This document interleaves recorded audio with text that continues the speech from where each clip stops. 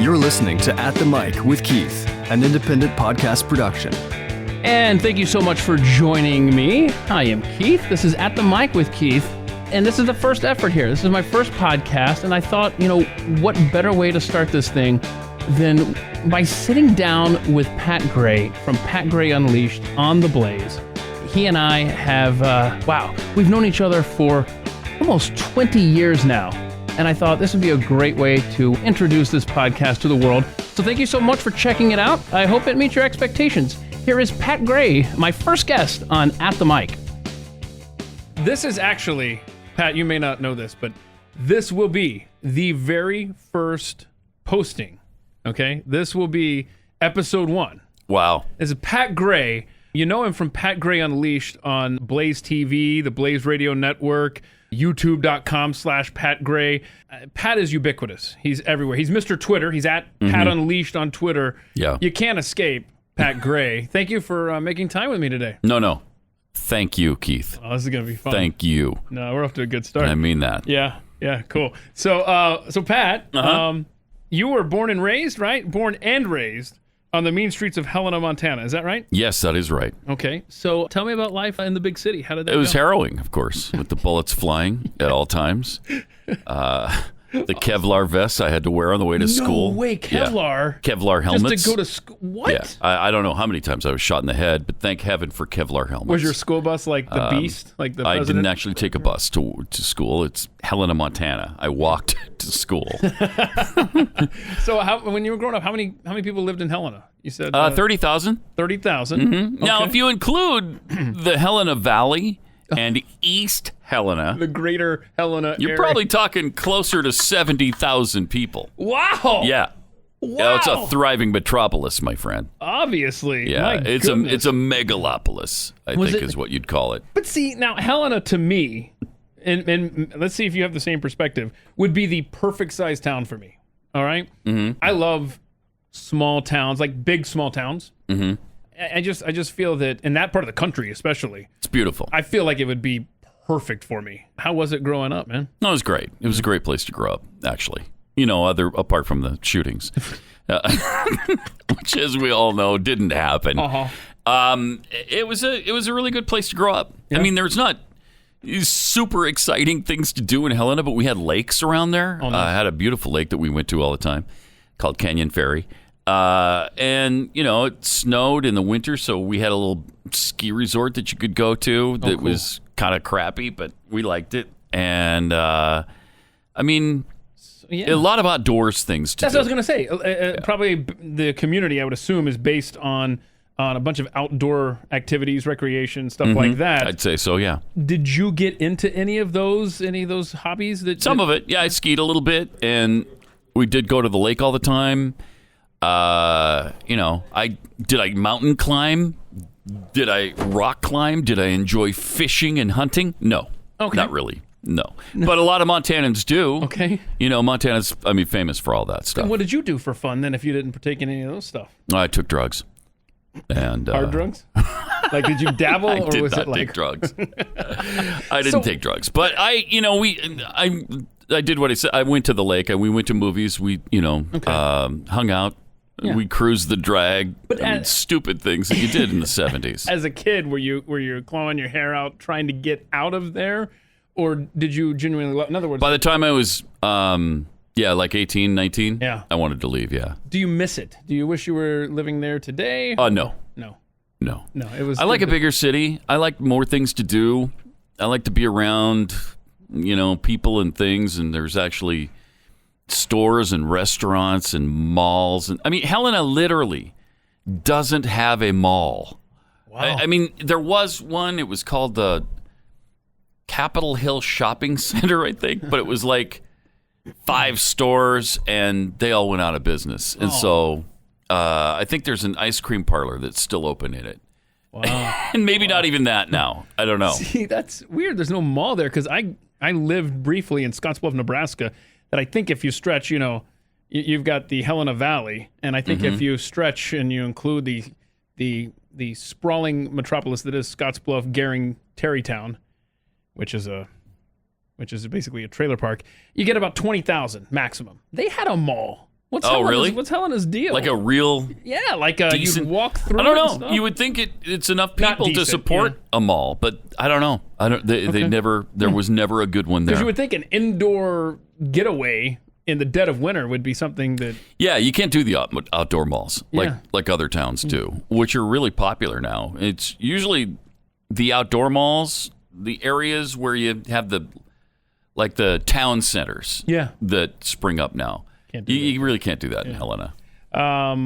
You are the youngest of 6 siblings, correct? 6 children.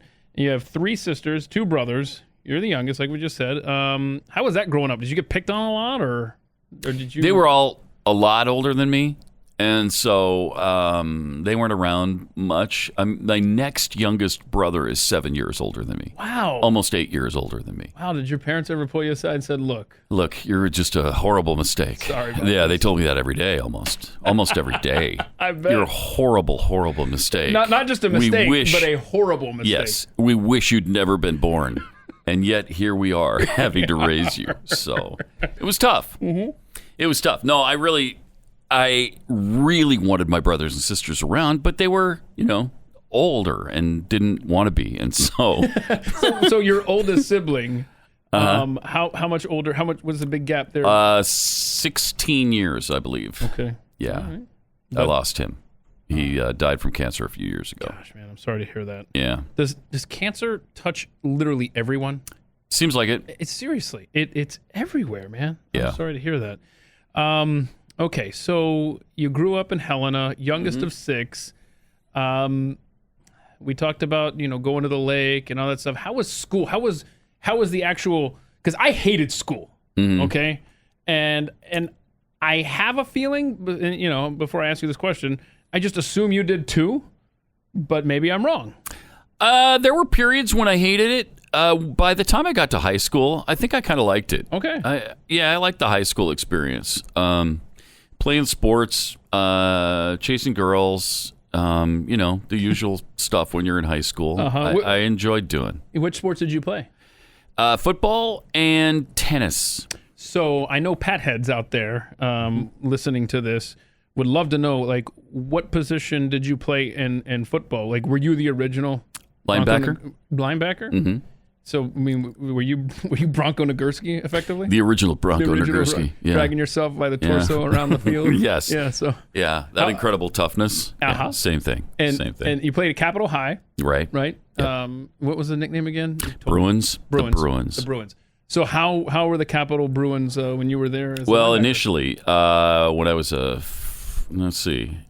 I'm trying to remember if our first year as a high school was with no seniors. So we had So we had only mostly freshmen and sophomores. Yeah. And we had a few juniors.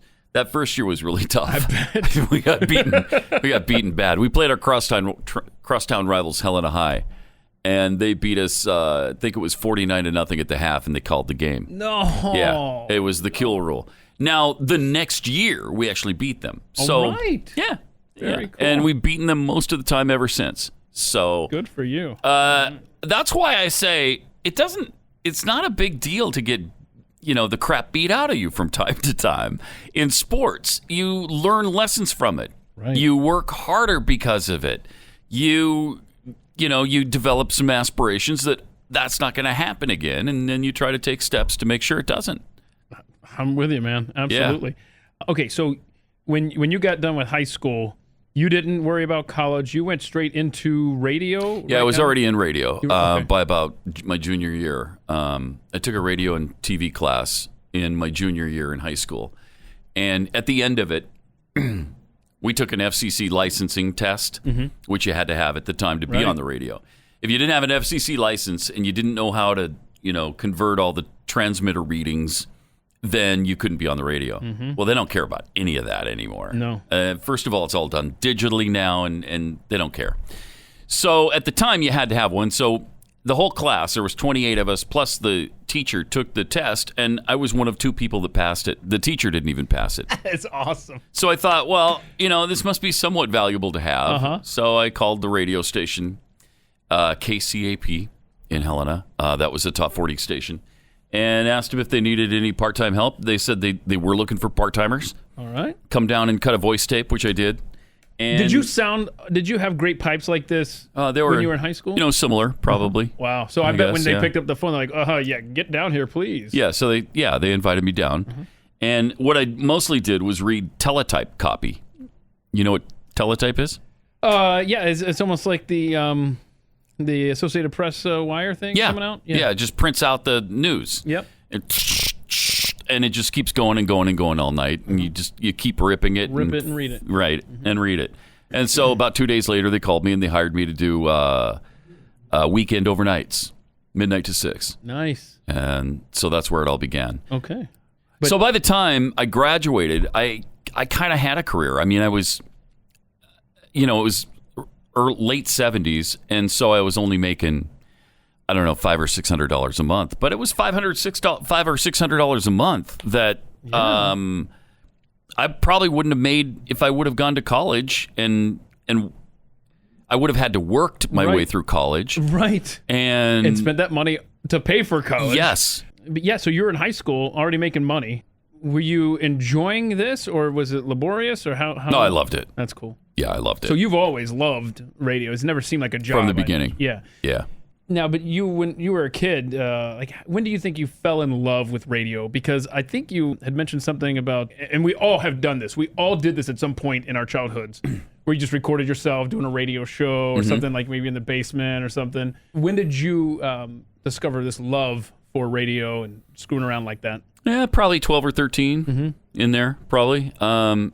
Just taped it. My dad had gotten a Reader's Digest radio / tape recorder, so you could record the radio on the cassette deck that came in the unit. Yeah. And it came with the microphone too, and so I used to do my own intros on the songs and all that. Nice. Yeah. Yes. So did you bug your parents and make them listen to your stuff? No, I didn't want anybody to hear that. Really? You just kept it to yourself? Yeah, I did. Because, see, I had a similar setup, but I had like a little mini radio station in my basement. And so when my parents' friends would come over to play cards or something like that, I would make them listen to the radio station that I was playing. Way too embarrassing. All right. Well, do you have any of those tapes around? No. No? Fortunately, you no. You burned them, didn't you? Yeah, I did. I'm sure I deleted all sound from. So I won't be editing this in for the benefit of your listeners to hear high school. You'd be hard pressed to find the evidence of those recordings now. Yeah. I'll tell you, I was playing not too long ago a radio show I did in college with a friend of mine, and I was playing for my kids, cassette tape and stuff. And wow, was I so horrible. And so horrible to the point where my kids were mocking me to my face. It's like, oh yeah, well you try this. It's not easy, kid. Now go to your room. That's basically how it ended. And you're short, you little brat. Get out of here.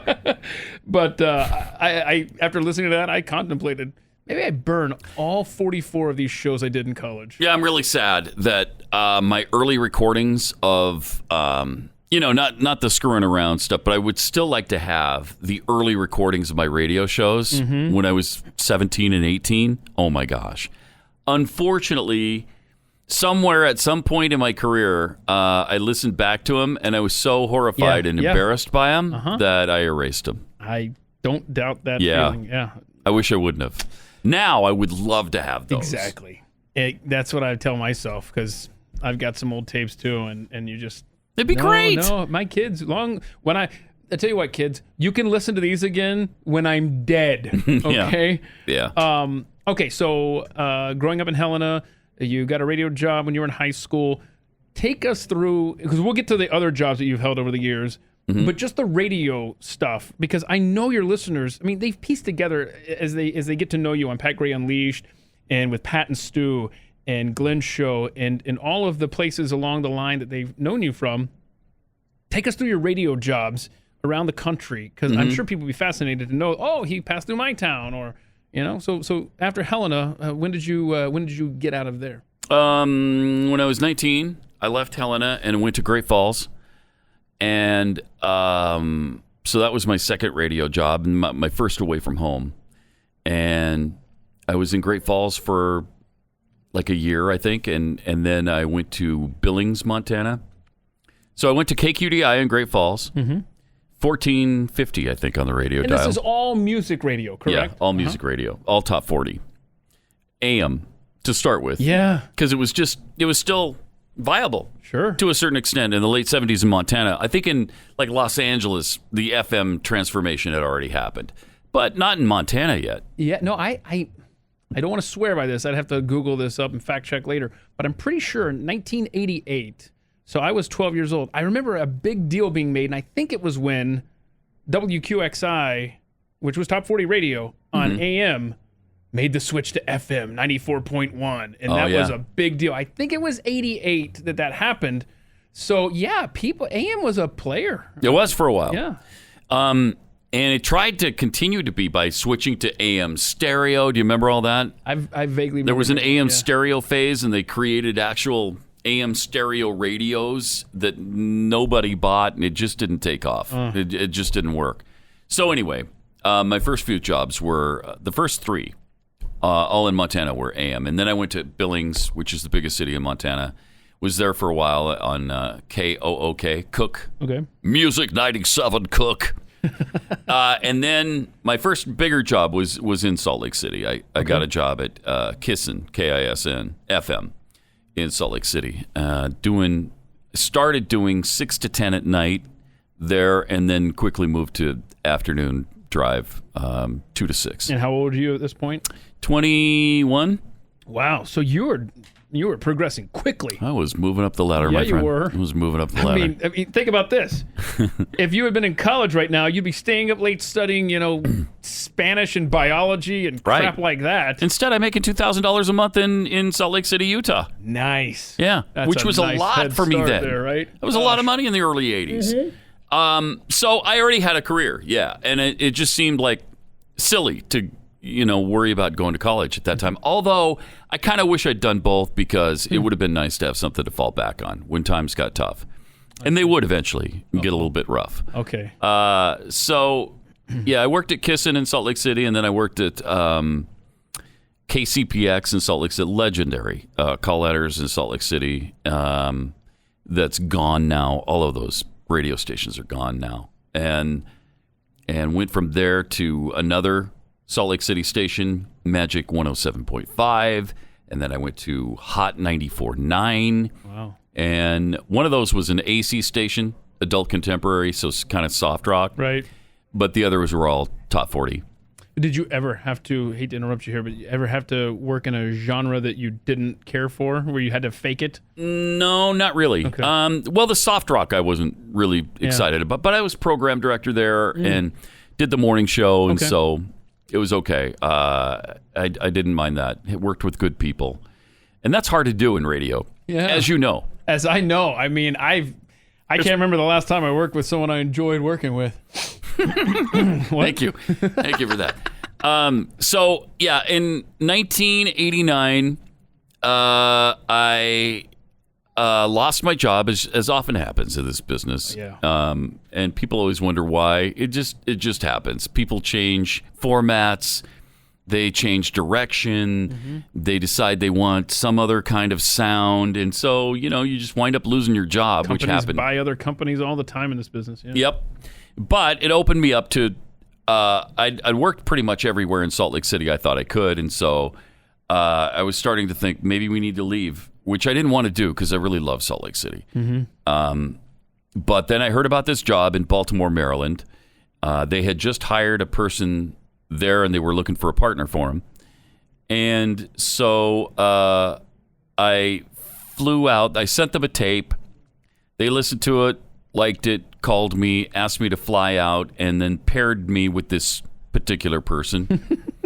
And we did an overnight, because the morning show was up for grabs.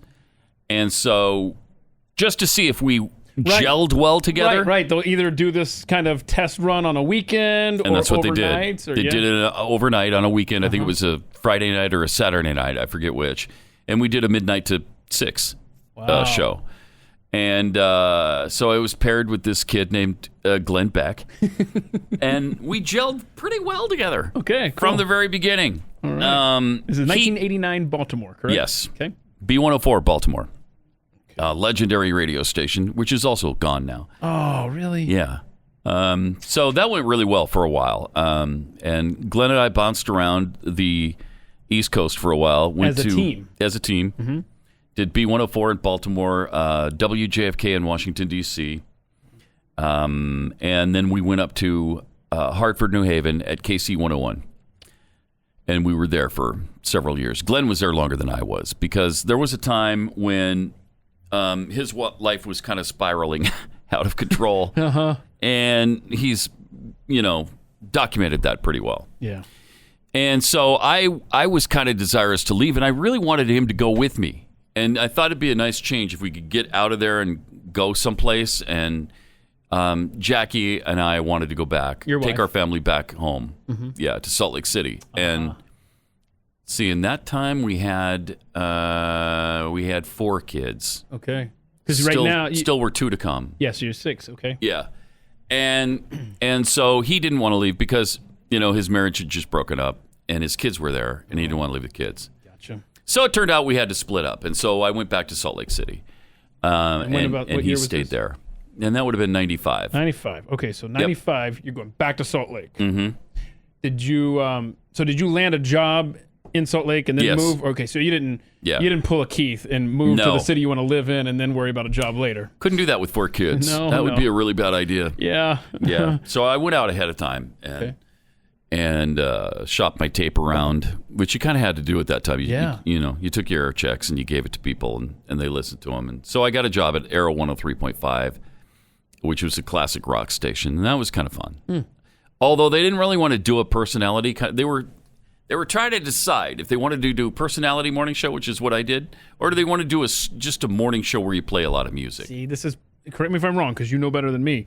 This is probably the period where they were just like, nope, introduce the next song. Yes. Maybe read a 10-second liner to promote what the station's doing this weekend, and then go back into the music. That was pretty much it with this station. Yeah. And so I kind of hated that. And it turned out they kind of hated it too. So I lost my job again. And that's where I fell on the hard times, because for a year I had a hard time getting a job. And so I was really underemployed. I think I worked part-time at a station for a while, but I mostly sold insurance during this time.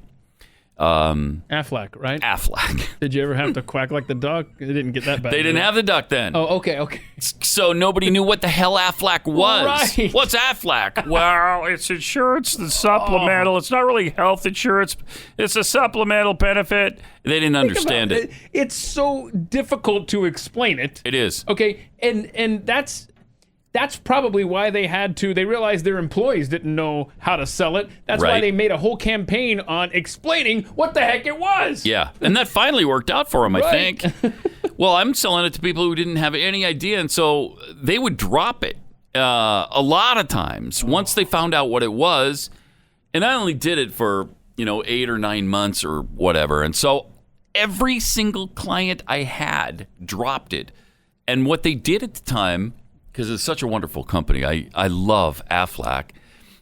They charge back. They charge back the money that you made. They want back because they lost that client. Well, what the hell? It's not my fault you lost that. You should have maintained them. No. Yeah. So all the money I made, they charged me back for. Did you ever sit down and do the math to find out how much you really made over that 9 months? Like zero. Like, I wound up oh my goodness, making no money. I paid it all back to Aflac, which I wish I would have fought at the time, because that's unbelievable to me.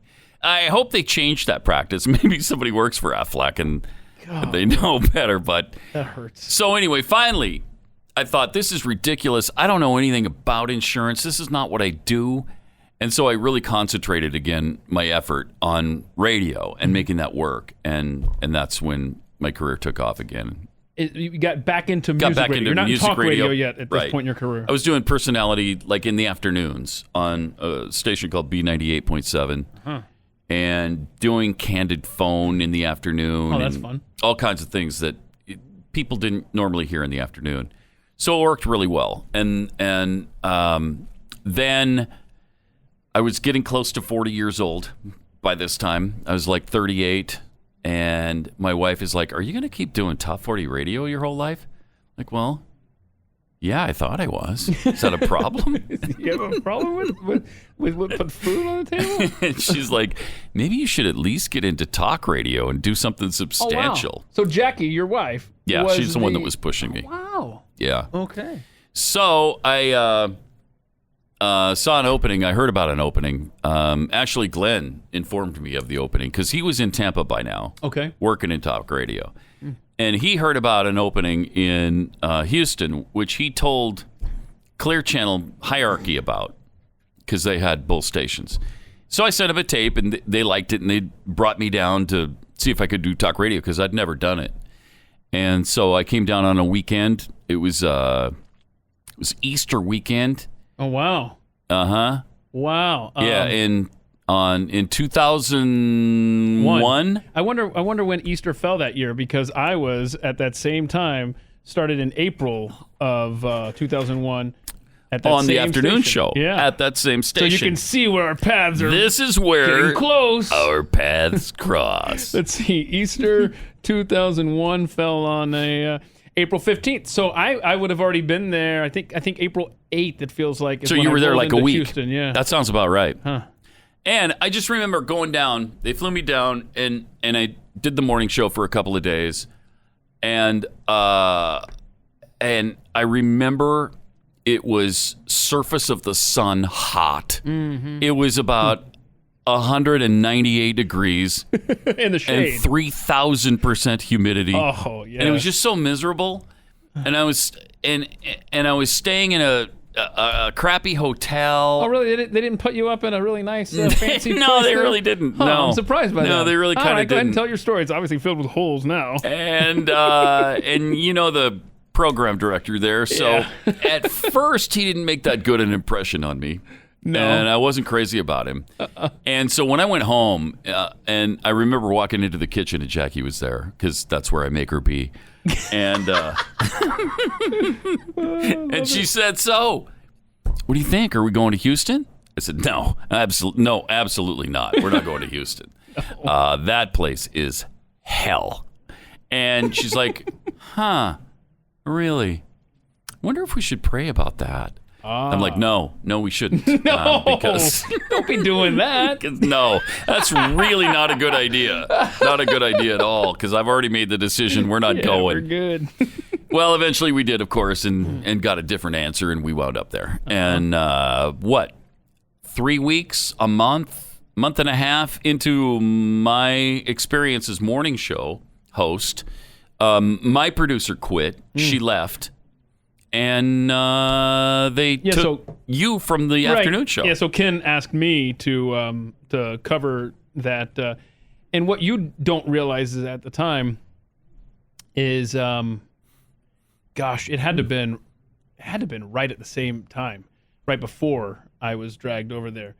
I mean, same moment. What you don't realize is that I had told Ken that it wasn't working out for me, and the afternoons and all this stuff. And oh, really? I don't think I knew that. Yeah, and I was actually I was looking for a teaching job. I was going to go teach history. That was going to be my new line of work in a public school somewhere, probably hating life. But I was not a fan of Houston. So the impression that you got on Easter weekend 2001 kind of stuck with me for, ever. And yeah, I know. Yeah, so I know. But he and I talked. He asked me to not, leave town just yet, because my wife hadn't moved yet. We didn't have kids. So he actually asked me, "Why don't you, dude, don't leave.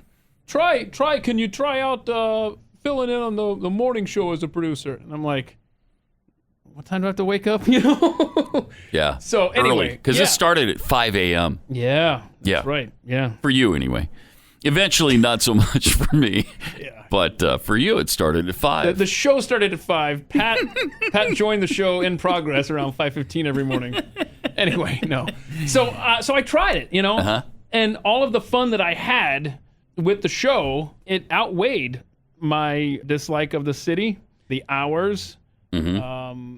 the lack of sleep, because I really genuinely had tons of fun doing that we did morning have a show good time. with you. Yeah. And unfortunately for you, when I eventually did have kids a couple of years later, I just could not. Decided you didn't want to raise them in Houston's third ward? Yeah, I couldn't see raising children That's weird. in a town with strip club billboards every 3 feet. That's very true. Yeah. That is a problem in Houston. Yeah, it's a lot of problems that I have with that town. So anyhow, so when we did eventually leave in 2003, it wasn't a year later that I was calling. I was like, hey, so when are we going to get together again? Because, the grass is always greener, right? Yeah. But 2001 to 2003, I had a blast doing radio with you. It was a lot of fun. It was a good time. It really was. It was a good time. Yeah. So I had a good opportunity. I had a good time at KPRC. Yeah. And I was there until 2006 when they fired me on my birthday, which was fun. That was nice. Yeah. Dude, I hate to do this. Oh, no. Dude. Okay. Yeah. All right. Well, okay. So you were there doing talk radio for over 5 years then. Yeah. 5.5 years. Mm-hmm. But you genuinely liked Houston, you and your family. Yeah. After about, a month or two, probably, I loved Houston. Loved it. I love Houston now every bit as much as Salt Lake City. Oh, wow. Yeah. Okay. So you were probably, correct me if I'm wrong, just determined to do what it took to stay in Houston. Yeah. Right? I really wanted to. Had you ever thought, man, if I can't stay in radio, though, would you still have stayed in Houston, or would you have eventually gone somewhere? There was really no thought of not staying in radio. Okay. I was just trying to figure out how much you love that town, earlier. Well, I didn't look outside the town at all. And okay, that's what. Yeah. And as soon as I was fired, I got a call from the opposition. Oh, you didn't even have time to think. So that night, that's good. Dan Patrick, who's now Texas Lieutenant Governor. Isn't that what a small world, man? He owned the crosstown station that was right up against KPRC. And so he called me and we got together and talked. And eventually, a couple of weeks later, worked it out where I went over to KSEV. And they paired me with the guy who was already doing the morning show there. So they kind of jammed me into the show, but it worked out really well because Ed Hendy, that's who became just a great friend of mine. That's awesome, and we had a really good time together on the radio. That's cool. So you were there at KSEV doing that show with Ed until from 06 until 09. Oh wow! When somebody named Glenn Beck, that guy from your past, called me and he said, "Hey, popping in with stuff. Would you ever consider coming back and working with me again?" I'm like, yeah, I think I would. I might. Because up until that point, I never wanted to go back to that because Glenn had already developed, this thing, this empire. I mean, he was doing radio. He already had a national show. And he had the CNN thing, and he had just started with Fox like a few months before this. Yeah, that's right. And early 09. I wasn't sure I wanted to just be swallowed up in all of that. Mm-hmm. But for some reason, it really felt like it was time to... Did Jackie make you pray about it again? Yes. Oh, what is she doing? Yes, she did. What is she doing? She's like that. So frustrating. Why do we always have to pray? My goodness. Just let me make a decision every now and then, woman. Let me just say no. I want to stay in Houston. Let's pray about it. No. Wait, where did you meet Jackie? Like, how did you all meet? Like, how old were you? I was 12. You were 12 years old? And we got married at 13. No, that's not true. Oh. When I went to Salt Lake City... in my early 20s, my oldest sister had moved there from Helena. And so she was there, and she was working at a JCPenney's in the Salt Lake City area. And so she met this woman where she worked, and this woman told her, hey, I have a daughter who cuts hair because my sister was looking for somebody to cut her daughter's hair. Okay. So she said, I have this daughter who's in cosmetology school. I've been very well trained to call it cosmetology school instead of beauty school. I have a daughter who works at cosmetology school. You should take her there. So my sister took her daughter to Jackie to have her hair cut. Okay. And that night, I just happened to be having dinner with my sister at her house. And the first thing she said to me when I came in the house was, I just met your eternal companion today. I'm like, uh-huh. Well, there's a nice icebreaker. Yeah, it really is. And I thought, yeah, sure you did. Okay, I'm sure that's no doubt about it. Awesome. And so she had been talking to her and really liked her and thought she was beautiful and sweet and all of the things she really is. And so she gave me her phone number, and like a month later, I think I called her, and we arranged this blind date. Oh, my gosh. Ladies and gentlemen, that is so typical Pat. Mm-hmm. So I got her number. I was already told she was going to be my eternal companion. Yeah, but I didn't believe it. And then I was like, you know what? I'm not doing anything here. A month later. Well, it was around the holidays, and I didn't want to, start up a new thing and have to give somebody a Christmas present. There it is. Now I'm on board. Now I'm with you. Now you're on board? Yes, absolutely. See, there was method to my madness. That is good. So in January, you're not buying anybody anything, right? Right? You know what? If you want to be uber cheap, then wait till February 15th, the day after Valentine's Day. That's what I should have done. Then you've got 10 and a half months of not buying anything. Maybe there's a birthday in there, but if you're lucky, maybe it fell between December 25th and February 14th. Right. Right. But that's cool. You finally called her. And so I finally called her. Mm-hmm. And as soon as she opened the door, I knew. Oh, yeah. That's her. That's the one I've been waiting for. That's awesome. I right love there. That. Where'd you go for your first date?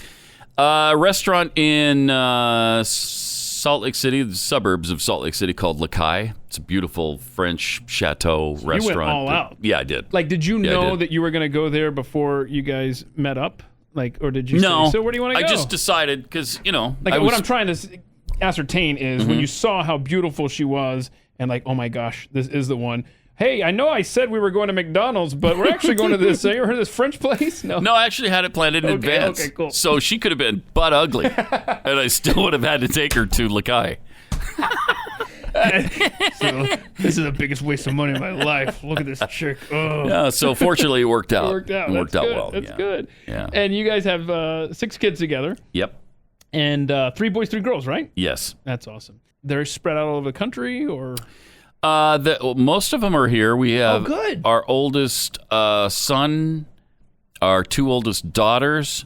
Our youngest was here until today. She just left on her mission. Where's? Well, you may not want to say. She's going to St. Louis. St. Louis. Okay. Yeah. Cool. Well, that's different than previous missions in your family. Yeah. Yeah. My middle son went to Finland, Helsinki, Finland. You got to see socialism up close. Yes, he did. You had another son. My oldest son went to Washington, D.C. South. During that sniper stuff happening. Oh, that was scary stuff. That was when we were in Houston together, and I was right there with you, man. That was frightening. Tense every day. You're like, is it going to be breaking news about someone else being shot in D.C. suburbs today, and is it going to be my son? Oh, yeah, that was terrible. It was the time when that sniper shot, I think, killed 13. It was around there, yeah. Really awful time. And my son wasn't helping us any because he would send us photos. Hey, here's the gas station where that person was shot. Yeah, thank you. Thank you for showing us that you're right there in that general vicinity. Appreciate that. 17 people died in that. 17. Gosh. Wow. That was horrible. Wow. But so, and correct me if I'm wrong, but the way the mission stuff, the communications works, is there's only specific times that they have access to communicate with the families? Yes. And so that's changed a little bit because it used to be imagine they could only call you on Mother's Day and Christmas. Okay. But now you can call every week. Oh, that's good. Once a week, yeah. That's good. So it's a lot better than it was. I just would imagine that you're waiting for that window, right? Every week or every night. How hard. Yeah. So hard. And you're like, okay, he better reach out right at the start of this window or I'm going to be tense. And they only have a certain amount of time they can spend on the phone because, what they do is they preach the gospel. That's what they do the whole time. That's what they do. So yeah, anyway, and our oldest daughter lives here. Our oldest 2 daughters live here. And our youngest 2 sons are going to school at BYU. Okay. Very cool. I think I interrupted your radio story about the time Glenn was inviting you to join him in New York. Okay. How was that transition from Houston to NYC? Because you guys lived in Connecticut, right? Yes. Okay. It was made easier because we lived in Connecticut, as you know, because New York City is not a great place to live. Yeah. It was a fun. It turns out I remember it really fondly for working there, and I remember it being an exciting time. And the commute was brutal. You commuted. Drove in. I drove in most of the time. Sometimes I took the train, but usually I drove because I didn't want to be bound to the schedule of the trains. Yeah. And so the problem with that is it's so expensive to park in New York City that it's ridiculous. Either way you go, though, because it might be about the same price as taking the train in every day, because that costs $400 or $500 a month. And then if you're paying $400 or $500 a month driving in, and the gas and the tolls, it might be a little more expensive driving in. Yeah, I think it is. But so that takes a toll on you. I mean, you came in from Pennsylvania, I think. No, right? no. Close. I was way out in western Jersey. Lived out near, if you look on a map, straight out the interstate, Clinton, New Jersey area. But it took me a while to figure out, because I used to take the train in, but there was one option. There was one option, and I'd always be late to our meeting. And then I realized somebody made me wise to the fact that literally a mile from where I lived was a bus station that was leaving like every 10 minutes, much earlier than the train did. Oh, it was perfect. And see, that is the only thing that I miss about living up there, is that you can get work done on the bus, on the train, get your laptop out. They added Wi-Fi on the bus. I mean, it was, because I did a lot of editing, and so that was perfect on the bus. That's the one aspect of commuting in Dallas that I do miss, is the ability to get work done while commuting. But other than that, you can take the Northeast and put that in your pipe and shove it, because I just not a fan of that part of the country. Sorry. Yeah. I'm a Georgia boy. What can I say? It's different. Yeah. It's really different. But you enjoyed it, and you lived in Connecticut. And then were you excited when the move to Dallas was announced? I was, yeah. Okay, cool. Excited about coming back to Texas. Yeah, yeah. And you've been great friends with Glenn for now, what are we going 30 on? years. 30 years. Mm-hmm. You can be honest with me. I mean, just whisper in my ear. How easy is he to work with? Oh. Right? The easiest. Easiest, right? It's just easiest. It's like a walk in the park. Uh-huh. Mm-hmm. Easiest ever. Yeah. Keith? Yeah, he's great. Yes. He's fun, right? He is. No, he's a great boss. He's been so good to me and my family. Anyway, it's fun being a part of the empire, right? It is. You are a very creative person. Your voice, your vocal cords never.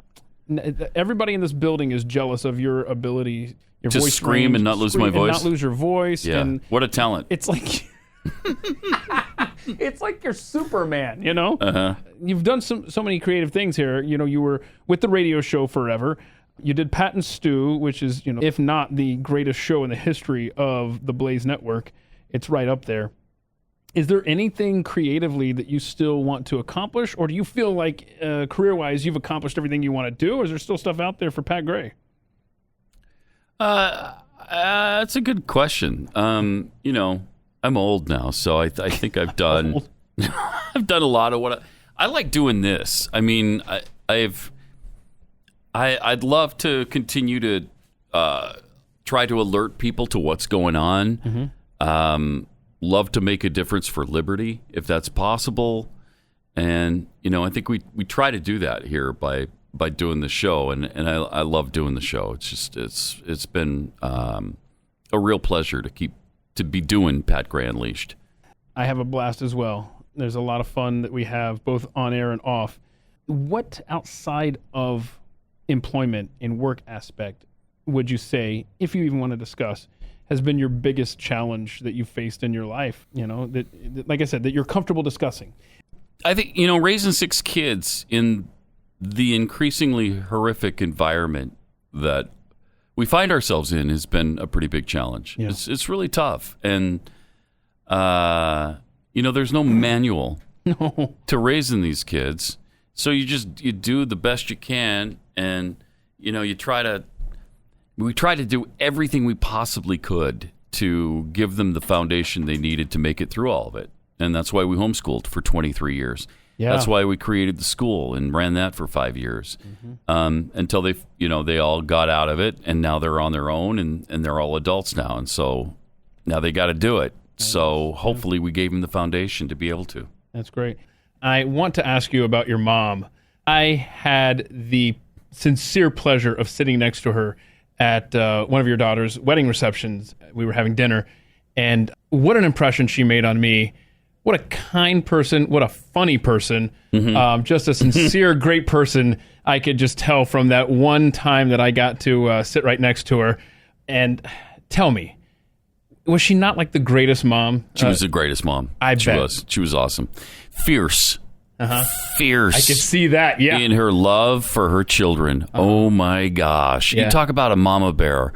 That's the very definition of my mom. She was fiercely loving, fiercely protective, and just a force of nature. If you ever did anything to her kids, look out, because she's coming for you. It just, I mean, the initial moments that I met her, I could tell she was A, strong. Yeah, she was. B, confident. C, hilarious. Yep, she was. Just seems like a great mom and a good sport. I teased her because I'm wont to do that relentlessly. What? She's just so great with it. Yeah, she was an awesome mother, and yeah, I miss her. Miss her like crazy. Yeah. Do you think that's where you get your sense of humor, or probably partly? Yeah. Fun yet biting all at the same time? Yes, I can see that. Yes. I could see it immediately. Well, anyhow, I just wanted to give you a chance to talk about her because she made an impression. Thanks for bringing that up. Because she is. She was wonderful. Yeah, she made quite the impression on me. All right. Well, thank you so much for spending time with me on this podcast. It was painless, right? It Didn't hurt too bad. Not too badly. Okay. I'll survive it. Very good. Pat Gray, you know him as the host. It's amazing how these things work out. He's the host of a show called Pat Gray Unleashed. What are the odds? What are the odds? I love it. It's fascinating how that stuff happens. It's like, when Lou Gehrig got Lou Gehrig's disease. Oh, no. What were the odds of that? Come on. What? Come on now. What are the odds? What are the odds? You can catch him on Blaze TV, Blaze Radio Network, podcast, anywhere. Look for Pat Gray Unleashed. He's on Twitter, @Pat Unleashed. Thanks so much for spending time with me today. Oh, no. I forgot. Thank you. Yeah, you're welcome. You're so welcome. You know what I forgot to do? What'd you forget to do? I forgot to take a picture of you. Oh, okay. Yeah, Here I so am. you're going to smile here while we're doing this podcast. And there we go. There is Pat. There I am. Perfect. Okay, you're the first person I've taken a picture of whose name appears in the background. It's just amazing how these coincidences keep popping up. Incredible. It's incredible. Right. Do you ever get any downtime? Do you ever get to relax? And I know you play the guitar. Is that is that where your hobbies end, or you got other stuff you do? I love playing the guitar. Do that pretty much every day. I like movies. What's your favorite movie? Favorite movie of all time? If you're on a deserted island and they're like, all right, you get 3 movies to occupy your time, and then like these coconuts to drink out of. What 3 movies you picking? Princess Bride. Okay. Groundhog Day. Yep. He's wavering. He's like, do I go with this one or do I go with this one? I'll give you 4 if you need 4. Maybe Notting Hill. I love that movie. I've never seen that. Really?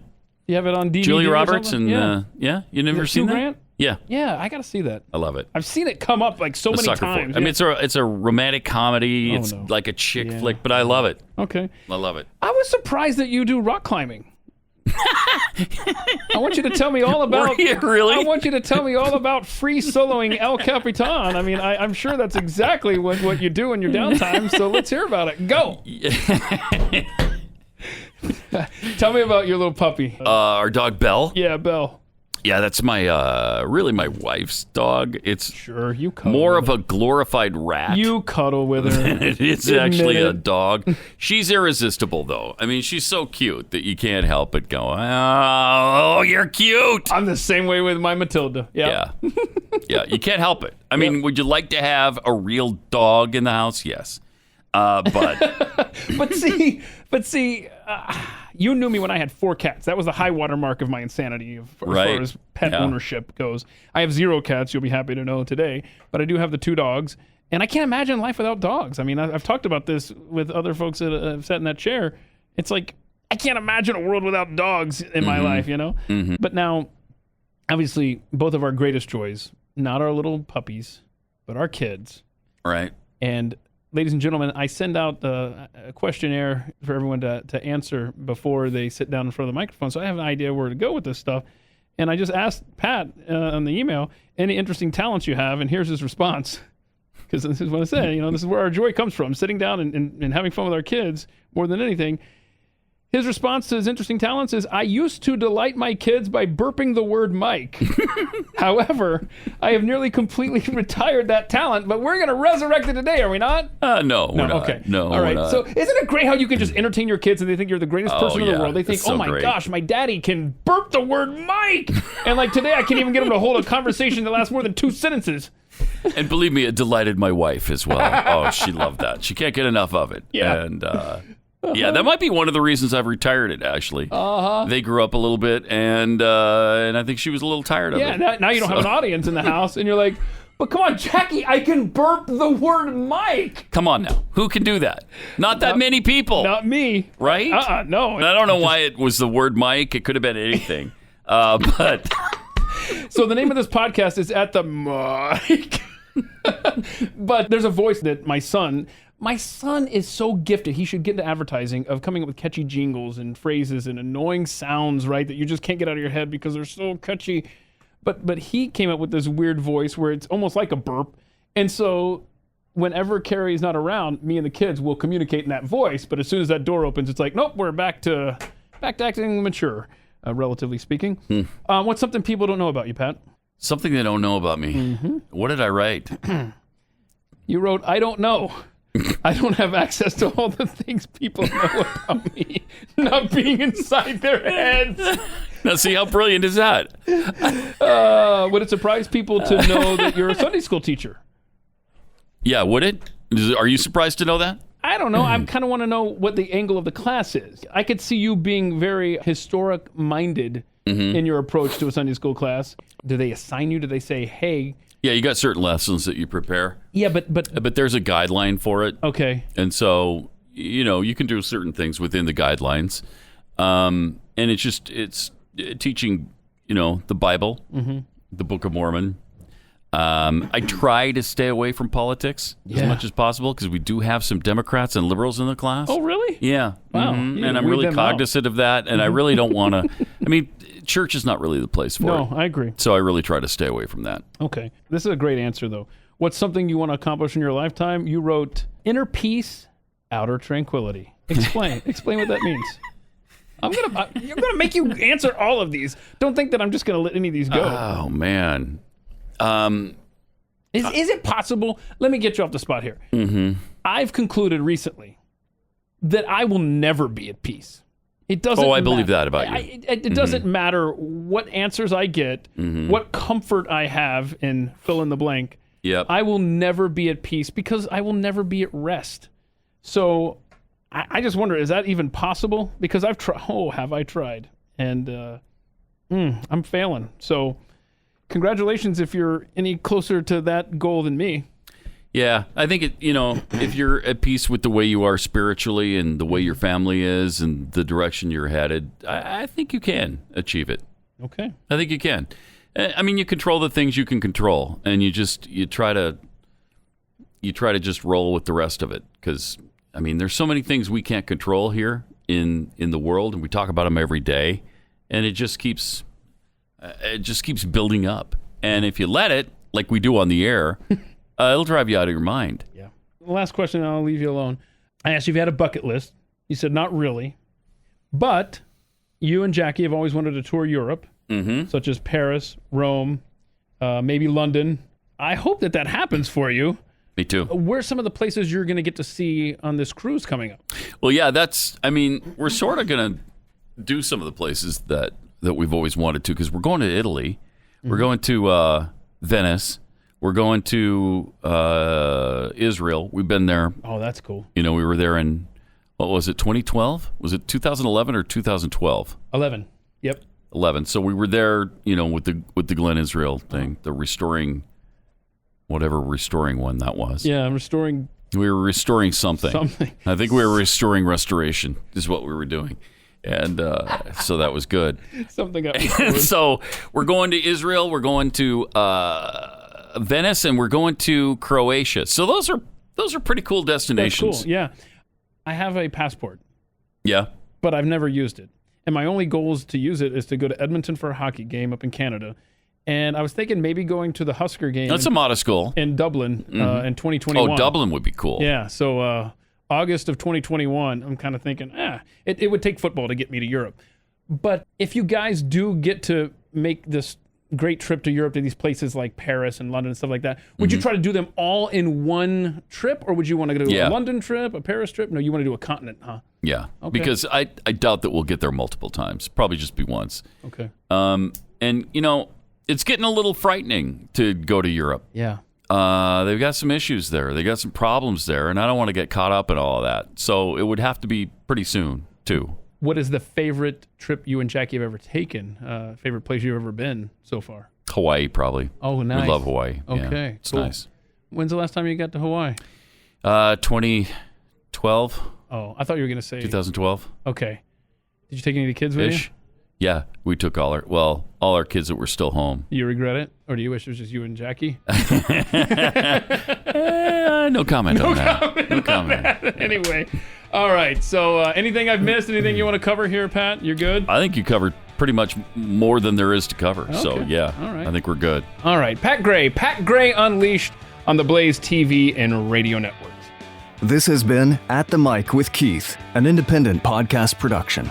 Look for At the Mic Show on Twitter to connect.